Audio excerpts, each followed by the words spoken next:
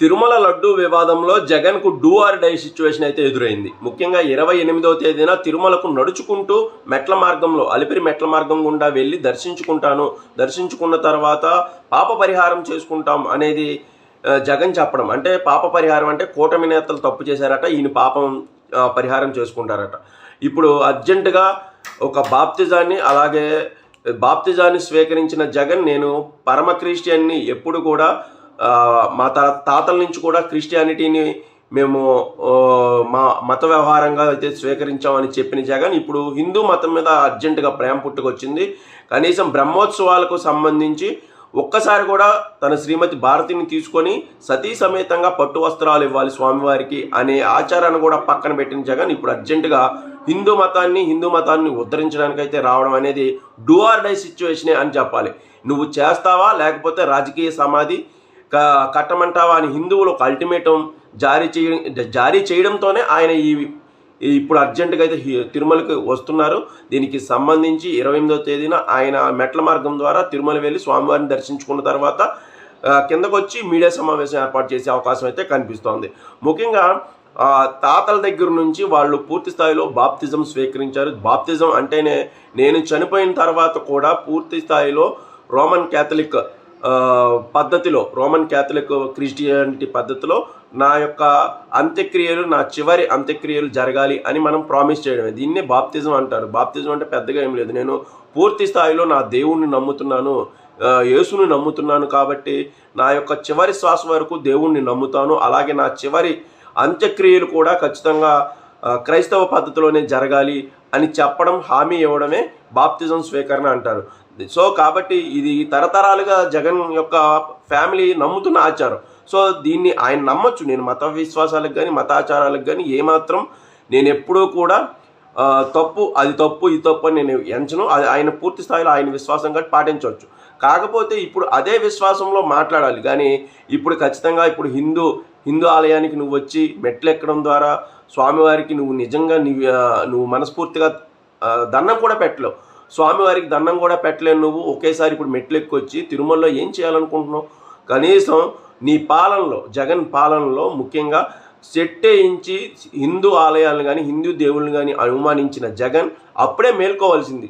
కనీసం హిందూ ఆలయాలను నేను ఇంత అవమానపరుస్తున్నాను, హిందూ సమాజం ఏమనుకుంటుంది అని కనీసం అప్పట్లో ఆలోచించకుండా ఒక అహంకార ధోరణితో ముందుకు వెళ్ళిన జగన్ ఇప్పుడు వైసీపీకి దెబ్బ తగిలి లడ్డూ వివాదం పూర్తిగా జగన్కు చుట్టుకుంటున్న వేళ, వైసీపీ పార్టీకి చుట్టుకుంటున్న వేళ, హిందువులంతా తీవ్ర వేదనతో వైసీపీని పూర్తిగా దూరం పెడుతున్న వేళ దాన్ని చక్కదిద్దే చర్యల్లో భాగంగా తిరుమల వెళ్ళాలని అయితే ఆయన భావిస్తున్నారు.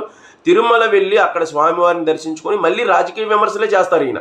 అంతేగాని మనస్ఫూర్తిగా దండం పెట్టుకొని స్వామి నీ విషయంలో తప్పు చేశాను క్షమించు అనే మత ఆచారం ఈయనది కాదు. ఎందుకంటే ఈయన బాప్తిజం స్వీకరించారు కాబట్టి ఈయన ఎట్టి పరిస్థితుల్లో అలా వేడుకోరు.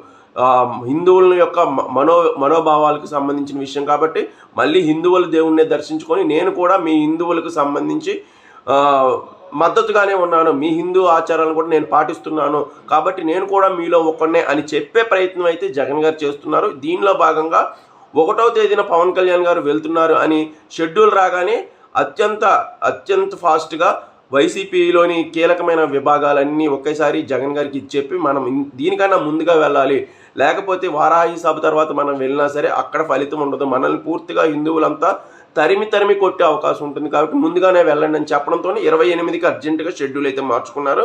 28న ఆయన వెళ్ళి తిరుమలలో మెట్ల మార్గం ద్వారా స్వామివారిని దర్శించుకొని కిందకు వచ్చి మళ్ళీ రాజకీయంగానే లడ్డూ వివాదాన్ని కావాలనే మా మీద వేశారని అయితే కూటమి ప్రభుత్వం మీద నెట్టబోతున్నారు. ఇవన్నీ కూడా ఆల్రెడీ నష్ట నివారణ చర్యలు అని చెప్పొచ్చు. నష్ట నివారణ చర్యలను అయితే ఇప్పుడు మొదలుపెట్టారు. తర్వాత ఈ వైసీపీ వాళ్ళంతా భజనలు చేస్తారంట, భజనలు చేసి ఏ పాప పరిహారం చేసుకుంటారో దేని గురించి అనేది క్లారిటీ ఇవ్వాలి. అంతేగాని మేము భజనలు చేస్తాం, అందరికీ హిందువులకు మద్దతుగా ఉంటామని ఇప్పుడు చెప్పడం కాదు. పాలనలో ఉన్నప్పుడే దాన్ని ఒక సహేతుక మార్గంలో నడిపించినట్లయితే కీలకమైన సమయంలో, ఇలాంటి సమయాల్లో దాన్ని కవర్ చేసుకోవడానికి కానీ లేకపోతే హిందువుల్ని మేము పూర్తి స్థాయిలో గౌరవించాము మా పాలనలో కూడా అని చెప్పుకోవడానికి కానీ జగన్కు ఉండేది. అప్పట్లో అంత దురుస్తనంతో హిందూ మత దేవుళ్ళ సెట్లు వేయించుకోవడం కానీ అలాగే సాక్షాత్తు తిరుమల ఆలయంలోనే తులాభారంలో కూర్చొని జగన్కు జేజేలు కొట్టించుకున్నాడు. అది కూడా సుబ్బారెడ్డి గారి భార్య ద్వారా స్వామివారి యొక్క అన్నమయ స్తోత్రాలను పాడేలాగా, ఆయన పేరు వచ్చేలాగా పాడేలాగా చేయడం అయితే అప్పట్లో వివాదం అయింది. ఒకటి కాదు, రెండు కాదు, అన్ని విషయాల్లో కూడాను పూర్తి స్థాయిలో అప్పట్లో హిందూ మత ఆచారాలను, సంప్రదాయాలను, సనాతన ధర్మాన్ని గౌరవించకే ఇప్పుడు జగన్ పూర్తిగా యాంటీ హిందూగా మారాడు. ఇప్పుడు డూ ఆర్ డై సిచ్యువేషన్లోకి అయితే వెళ్ళిపోయాడు. హిందువులు 80% మేర ఉన్న ఆంధ్రప్రదేశ్లో ఇప్పుడు డూ ఆర్ డై సిచ్యువేషన్లోకి వెళ్ళడం ద్వారా ఇప్పుడు హిందువులు మద్దతు గెలుచుకుంటారా, లేకపోతే మళ్ళీ ఇది తన రాజకీయ సమాధిని తానే తవ్వుకుంటారా అన్నదైతే వేచి చూడాల్సిన అంశం. Thank you.